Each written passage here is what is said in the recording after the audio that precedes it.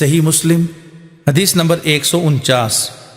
حضرت عبداللہ بن عمر رضی اللہ تعالی عنہما نبی اکرم صلی اللہ علیہ وسلم سے روایت کرتے ہیں کہ آپ نے فرمایا، اے عورتوں کی جماعت صدقہ کرو اور بخشش زیادہ مانگو، جہنمیوں میں تمہاری کثرت دیکھتا ہوں۔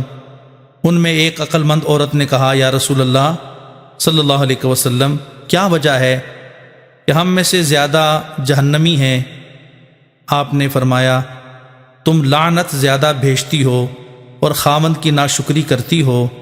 میں نے تم سے بڑھ کر کسی کو عقل اور دین کے اعتبار سے ناقص نہیں دیکھا، تم عقل مند آدمی پر بھی غالب آ جاتی ہو۔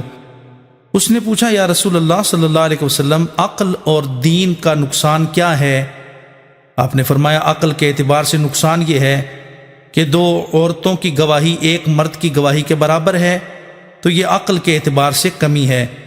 اور عورت کئی راتیں اور دن اس طرح گزارتی ہے کہ نماز نہیں پڑھ سکتی اور رمضان المبارک کے روزے نہیں رکھ سکتی حیض و نفاس کی وجہ سے، تو یہ دینی نقصان ہے۔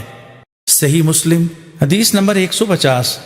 ایک دوسری سند کے ساتھ بھی اس کی مثل مروی ہے۔ صحیح مسلم حدیث نمبر 151۔